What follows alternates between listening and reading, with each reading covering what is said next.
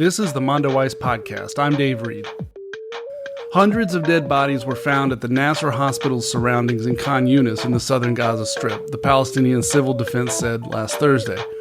The Civil Defense announced in a press conference that since Wednesday alone, 392 bodies had been found in mass graves, many of whom had been identified as missing for weeks, while 58% of the bodies haven't been identified. Muhammad al-Mughayyir, director of the Palestinian Civil Defense in Gaza, said that some 20 bodies were buried while medical and medication tubes were still connected to them, suggesting that they might have been buried alive. Al-Mughayyir added that the bodies showed signs of torture. Adam Horowitz, our executive editor, spoke to Muhammad Shehada, director of communications for Euromed Human Rights Monitor, an organization with staff on the ground in Gaza documenting human rights violations. Muhammad describes the scene their staff is observing. Here's that interview. Over the past week, Palestinian health workers uncovered mass graves after Israeli military forces withdrew from the Nasser Hospital complex in Khan Younis. Hundreds of bodies have been found in these graves, many with their hands bound behind their back. Joining me today to update us on the story is Muhammad Shehada, Communications Director for the Euromed Monitor human rights organization. Muhammad, thanks for being here. Thanks for having me. I appreciate your work on the topic. Well, thank you. So first beginning, please, can you just explain what the Euromed Monitor is and what work the organization has been doing in Gaza? Well, we are a human rights organization based in Geneva, but also has a network of researchers, volunteers and team members across the Middle East, but mainly in Gaza as of recent and even before, because we had a project called We Are Not Numbers that aimed to fight back against the statistical reduction of the narrative of Palestinian death and loss.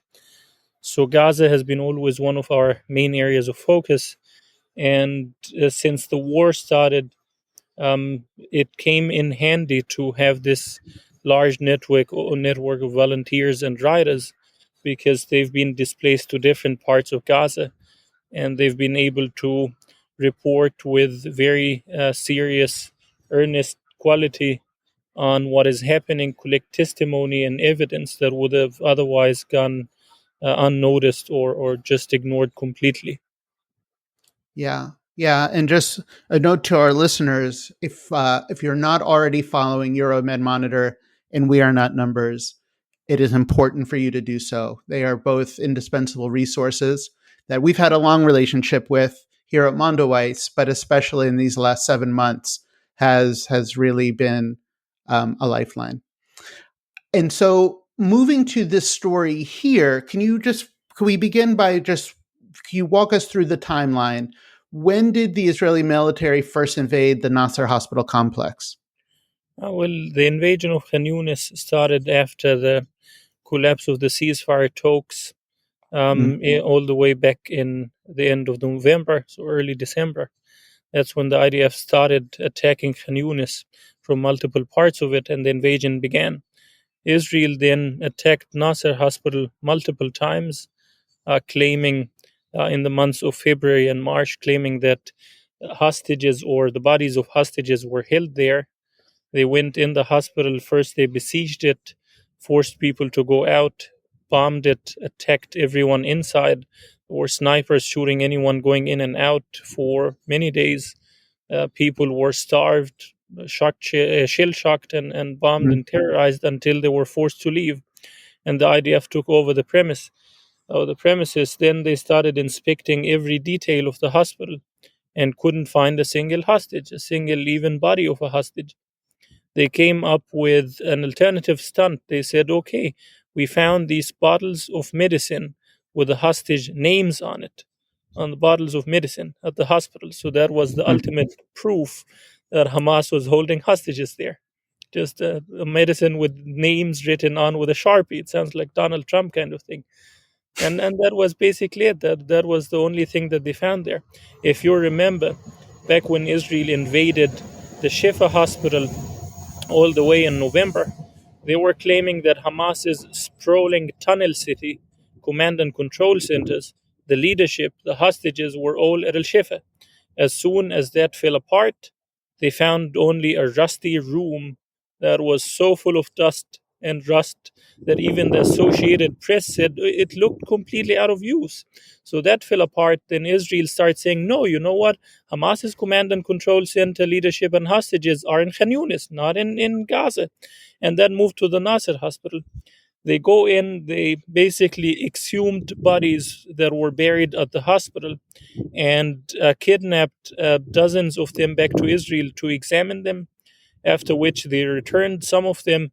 That was mainly the problem, that they did not do any documentation about how many bodies they took, in what state, and how many they returned. So the information there is just one big vague question mark. But they claim to have taken bodies, examined them, and returned them. Then people went back to the Nasser hospital and found that the places where they buried their loved ones were changed and tampered with. The bodies were Mm. not there anymore, and started looking around the hospital campus until they found it in mass grave. Um, Dozens and dozens and dozens of bodies that were buried from before, but also bodies that were buried after. They were just basically dumped on top of each other, and bulldozers just put sand on top, covered it up, and left. That was it. Now Israel And says that Hamas's leadership, the hostages, and the command and control center have moved to Rafah. They're no longer in El Shifa or Khan Younis. right. And so, well, you just shared a lot. And so, just to unpack it slightly, and one question I had for you too, do we know when the siege of the Nasser complex started, how many people were in the hospital? How many Palestinians were in the hospital, either as patients or staff or who were sheltering there? The number was in the thousands. The Nasser Hospital was the second biggest hospital in Gaza after the Shifa. At Al Shifa, there was about 30 to 50,000 people. At Nasser, the number was comparable, almost the same, until Israel started invading the city and pushing people out. By the time that Israel invaded the Nasser Hospital, the estimates would put the number there maybe around 10,000 people that were sheltering there. You cannot get an accurate estimate because it's in Israel's interest to drive the numbers down, and you didn't have reporters in the hospital at the time who were able to do statistical work. You had some activists who were reporting on what's happening, doctors, but you could not get a precise estimate. But the number was very significant. Yeah. And so then during the siege of the hospital, um, and whether they were being killed by Israeli forces or dying from health related causes, there was no way to move bodies out and bury them properly. So people were being buried in the courtyard of the hospital. And so you were saying that the Israeli forces then moved some of those bodies. And when Palestinians were able to access the hospital looking for the bodies of their loved ones, they not only found these bodies, but then unmarked mass graves that they were not expecting to find. Yeah, precisely. Well, basically, it was two things. Some bodies are still missing, ones that were buried before. So we saw parents who said, I buried my son here. I cannot find him anymore. And they're still waiting to see any shred of evidence or indication amongst the corpses to identify a loved one. And then there are bodies that were dumped there that were not there from before. So it's either people Yeah. that were killed by the IDF at the hospital or in Khan Younis in general. There is still about 2,000 people missing around the Gaza Strip in general, almost half of them in Khan Younis, about 800 people in Khan Younis, and the search is still ongoing. Basically the bodies that were left there, some of them were left with bandages on, indicating that there were patients getting treated at a hospital. Some with like casts, they had broken limbs. Some had amputated limbs, so that was the indication for loved ones to recognize them. But some were basically handcuffed or hand tied, which indicates a high likelihood of a field execution. The field executions, we saw it even more, or we had more stronger testimonies coming from the Shifa hospital, because there were people stuck in there hearing and seeing what's happening. So at Al Shifa, we documented many testimonies of people who witnessed or heard the sounds of field executions or saw the marking on the bodies. So it's basically, you're talking here about Gaza's two biggest hospitals. that Israel would go in with absolute impunity, kill as many as they want, dump them in a mass grave, and then leave with zero consequences. And do we know at this point how many mass graves have been found and how many people have been found buried in them? Well, the search is ongoing still very slowly because of the immense risk that it entails to do that kind of search around. At Al Shifa Hospital, it was about 400 bodies, over 400 bodies. At Nasser, up until now, the number was yesterday about 320, 330, over that, of course. And they have to go very slowly because basically they don't have any fuel for the bulldozers to keep going. Mm. And even then, when they bring the bulldozers in, they start hearing the Israeli drones on top of them. People get scared and leave because there is a very high danger of getting bombed by Israel. And of course, as always, Israel would get away with it by saying those bulldozer drivers were working for Hamas's government, which is basically the civil government in Gaza. We've seen a lot of targeting of civil servants all around Gaza, policemen, etc., and with zero backlash from any sort of government that considers itself an ally of Israel. So that means the search takes a very long time. People have to dig with their bare hands and with shovels to minimize the risk of large vehicles being spotted by drones and bombed. Mm. And we've heard some reports that bodies have been found missing organs and even without skin. I'm wondering, can you confirm these reports? Well, at Nasser Hospital, we're still looking into it, but the reports were coming from the Gaza civil government, the local government, that indicated they inspected bodies that had markings of missing organs or missing skin. It it is still a work in progress to look into these reports.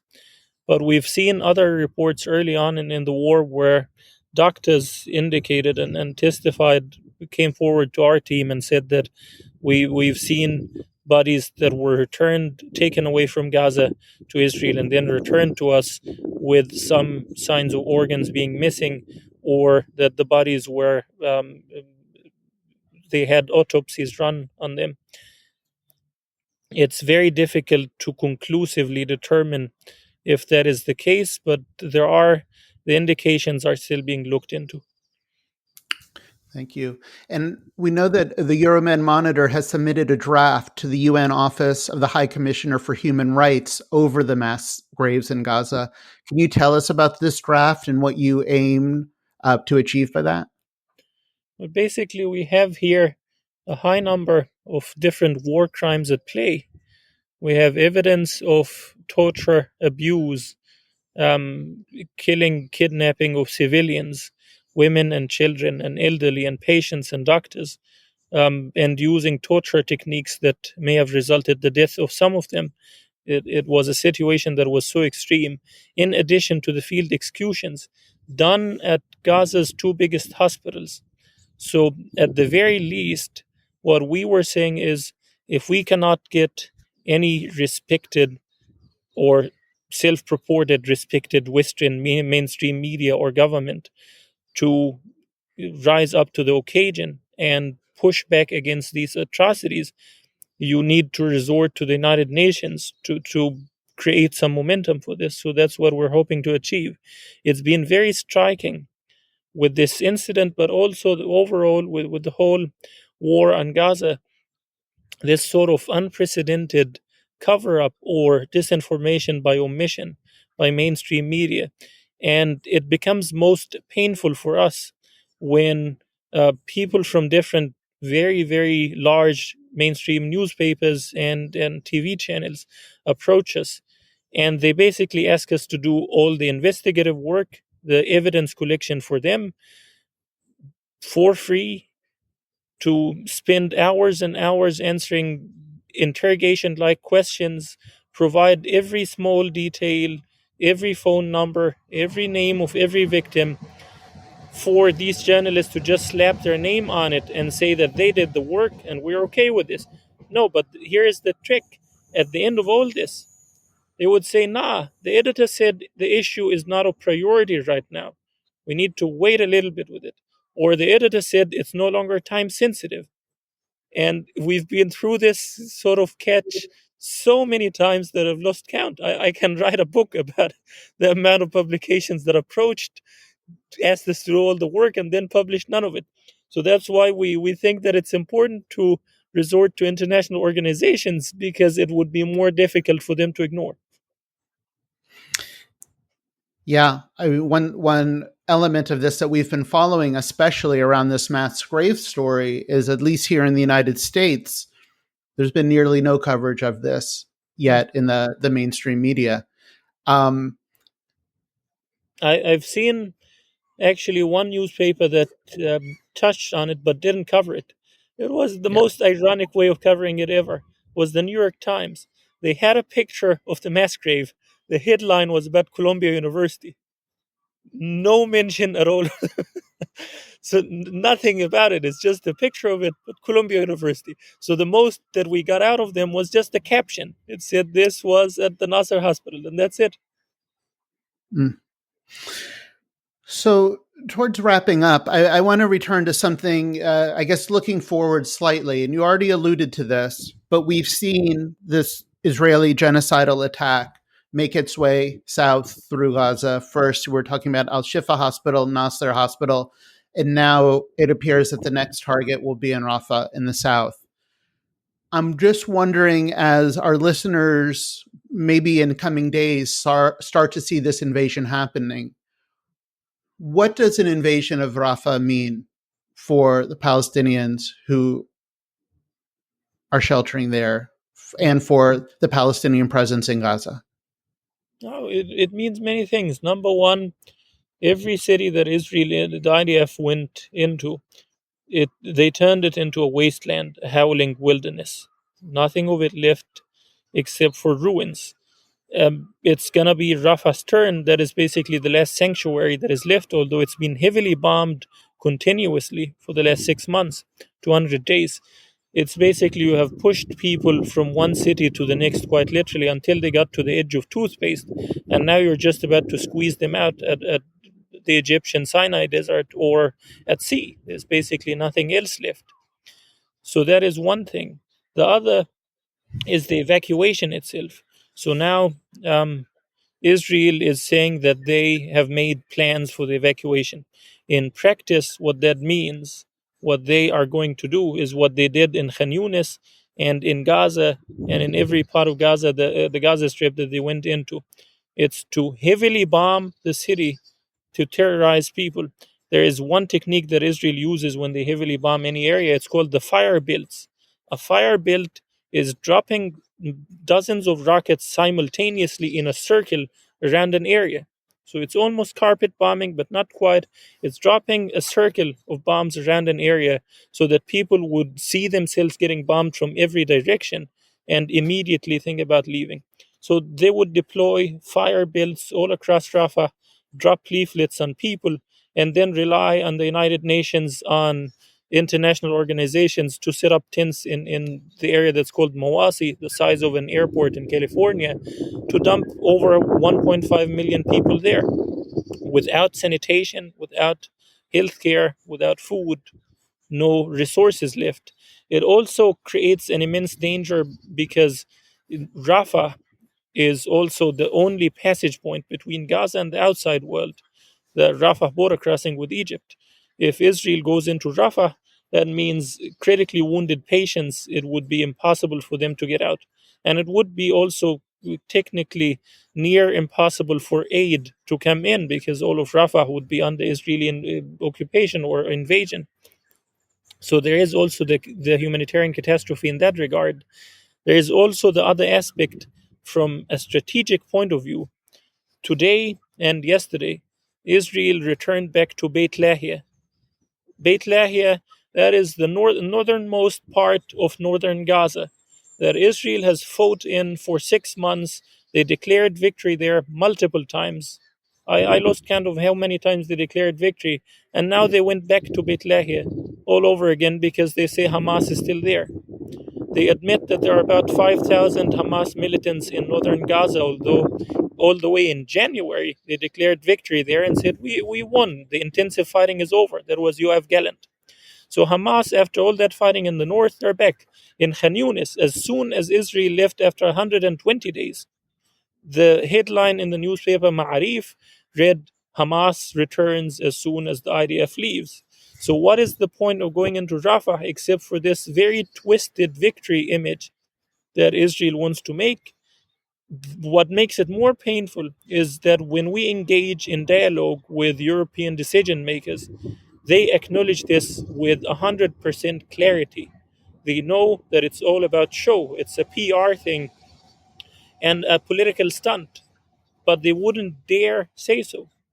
So basically, some of them would either tell us that we acknowledge, but our approach is not working. We don't have enough leverage over Israel.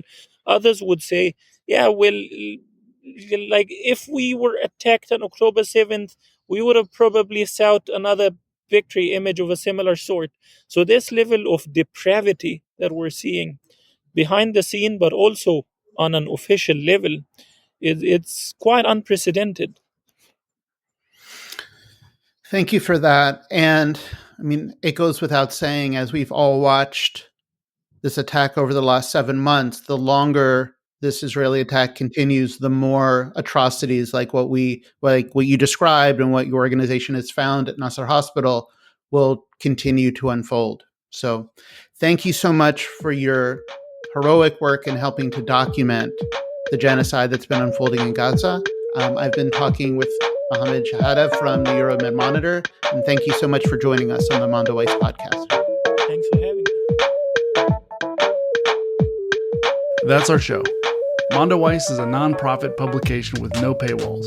If you would like to support our work, please go to mondoweiss.net/donate. Please leave a rating and review to help other listeners find the show. Subscribe to one of our free email newsletters so you can stay up to date on events in Palestine and related politics here in the U.S. and around the world. Finally, if you have any more feedback, send me an email at dave@mondoweiss.net. Thanks for listening. We'll be back soon with a new episode.